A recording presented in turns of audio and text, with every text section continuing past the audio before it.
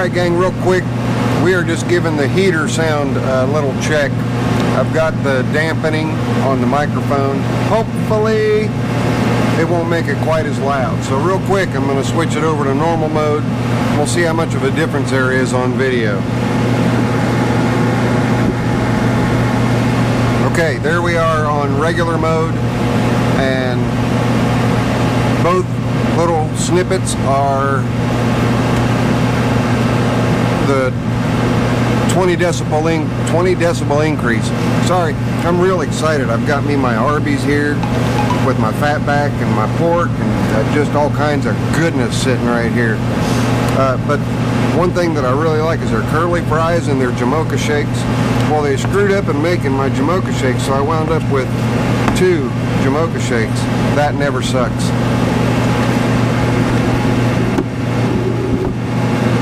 Okay, I just switched it back to the silent-ish mode, but check out this curly fry.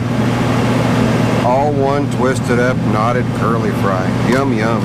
We're going to get to work on the 7117/18, getting the wiring done in it today. So I'm going to show you guys an easy way to get into the wiring on these types of tractors so that you're not having to fight getting underneath the dash between the gas tank and battery and whatnot. So stay tuned for that. I'll be back. Alright gang, time to get to work. What?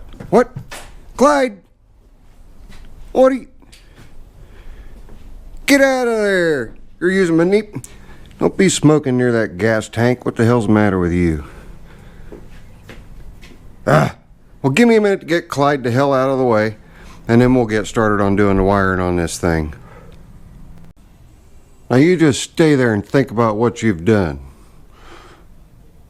Taking that hammer out and trying to beat on that tractor. What's the matter with you? Well, we reached an impasse with the steering wheel. I didn't want to damage it, and it's to the point where I either leave it on and just go ahead and get my little fingers down up under there, or keep working on the steering wheel. And rather than waste the time on the steering wheel, we can still get to everything in this manner right here. So that's what we're going to do. I'm going to pull this 3-prong switch out, replace it with the 5-prong, and plenty of, there goes my light, and plenty of lead wires, so that I've got plenty to come up to the engine, which is where the camera's mounted right now. So let's start tearing some stuff out so that we can put some new stuff in. What do you think? Hang on. I'm going to get the key switch out, and we've got 2 on and off switches. One on and off switch, which is this blue one right here, is the end of it terminates right here. That's what was used to shut it off before, was an on and off switch. We're not going to need that. The only switch we're going to need on the dash is for the headlights. Everything else is going to operate directly off of the key switch. So some of these wires will be able to retain, like the starter solenoid wire we can retain. Obviously the ammeter wires will retain those, and we'll just continue moving right on along down the road. And it just so happens that, let me get the camera down here. This wire right here that I'm holding is correct for the charging port, for it to go right into, make sure that's in the picture. All you guys can see is the valve cover. Just so happens the charging wire is going to match up just fine with the charging port on the engine. And then this wire here is our kill wire. Well, we don't have to use this kill wire. There's actually a tab right here that you can also use to kill the engine. So we're probably just going to use this one, and then this one we will tuck safely into the back shroud so that it's out of the way. So really not a lot to do as far as wiring. You have your starter wire, which will go here, and this will travel on up, and it's already connected to the starter solenoid up in there that you can see. Our charge wire, our kill wire. That's it. That's all we need for this engine, except for the fuel solenoid, and that's what the one extra post is for on the starter. And I'm talking from the back of the microphone. So hopefully the sound is good. I don't want to have to turn the microphone around forward, backward, all the time. So we'll see. All right, let's get busy. All right, gang, right here, I misspoke. I was incorrect. That is the fuel solenoid wire. I will demonstrate. Maybe. This is hooked up to the battery. If you listen, see how good this microphone really is here.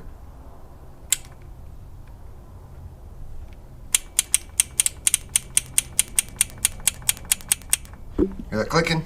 So that's our fuel solenoid wire, not our kill wire. Kill wire post is here. So I apologize for that first little bit, but I corrected it pretty quick. All right, let's get busy.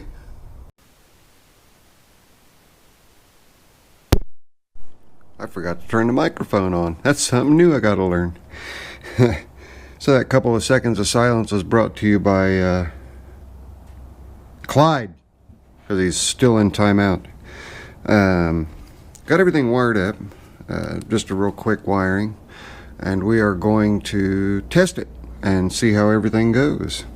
So it really was a lot easier to wire than if there were 0 wires in it to begin with. I already had my kill wire ran, more or less. I had my starter wire ran, of course. I had my charge wire ran. And so it was just a matter of connecting those 3, and then I ran the other 2, which would be the ignition wire and the ignition kill wire, and the I just had to change the ignition kill wire and the fuel solenoid. And the way that I did the fuel solenoid, no rocket science there. I took the one lead that I needed for turning the solenoid on, and I'll heat these up. This is a waterproof connector, and I robbed a connector. I always keep my wiring harnesses because these connectors here come in real handy. So I found a female that connected to the fuel solenoid. So let's throw the battery in this and turn it and see if we have that audible click that we need to let us know it's opening the fuel solenoid.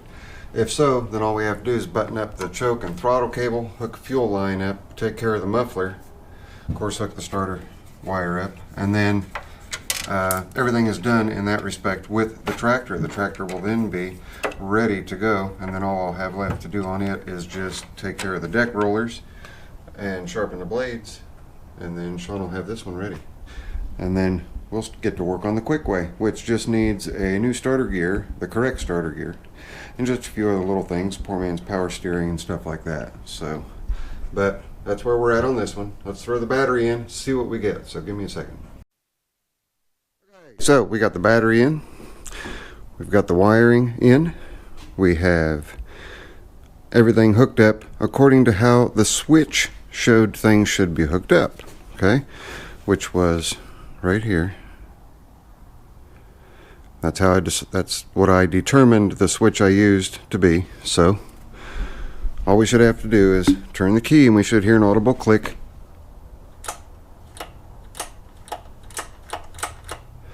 And we hear the audible click. Got the choke cable hooked up, and the fuel line hooked up, and the throttle cable hooked up. Now the throttle cable, see how this tab is bent down? This one was bent down also. All I did was straighten it up, just moved it up in order to use the OEM cable.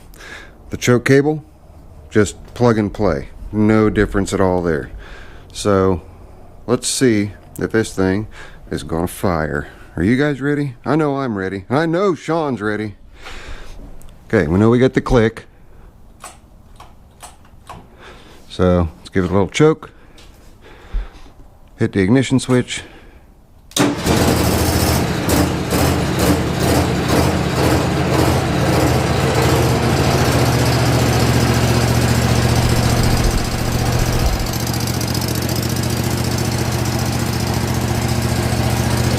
I do not have the muffler cinched down.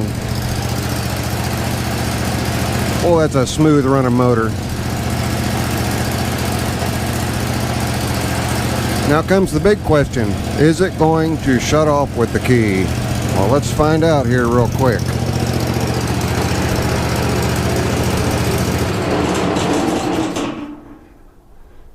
Sean, we're golden. This part of the install is finito. Finished. Running the fuel line was no problem. Just ran it between the gas tank and the engine and the blower housing. And I wire tied it up to the ground cable. Not too bad. Not too bad if I say so myself. Now all we've got to do, we're going to mount the hood. I've got to get the hood to where it will mount. I don't have the spring kit that goes with the hood mount, so I'm just going to use some lock nuts and it should be fine. It's still got good rubbers on it for attaching to the pins on the side. We can call this one done. 7118 is done, with the exception of mounting the muffler permanently, because it's still just hanging out, but we'll get that taken care of. I might have a trick up my sleeve for that. Another surprise for Sean. But there we go, guys. We now have a fully functional, fully operational 7117 converted to a 7118. Now we can turn our attention to the 7117. I'm glad that I bit the bullet and went ahead and spent some time here today. Oh, something else that I did was lowered the engine mount, or the engine mounting hole here. I just swung it down a little bit so that it would not be in the way of the cable. But that was all that I had to do. Oil filter does come off with the frame the way that it is. I know that I discussed with one gentleman about cleaning that up. Well, you can tell from my moment of silence, I didn't clean it up. And I think it's going to be just fine for what Sean's going to be using it for. Incredibly smooth running engine. Beautiful, beautiful engine. One thing we didn't do was throttle it up. So let me make sure that that muffler's not going to go anywhere. We'll start it back up, make sure she throttles. We didn't try that.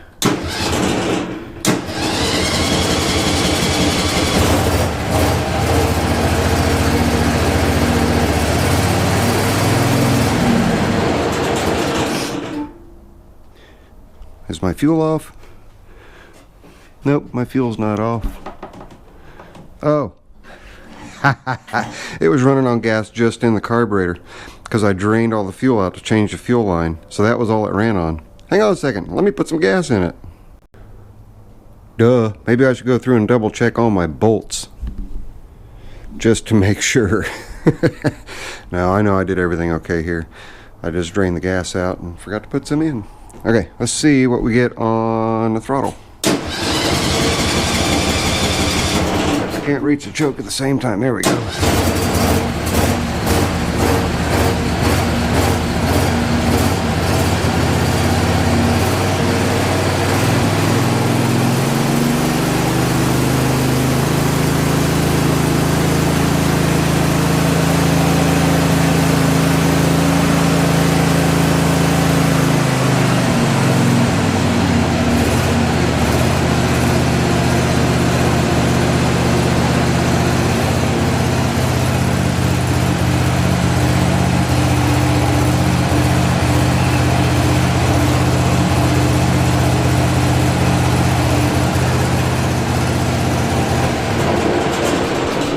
Golden.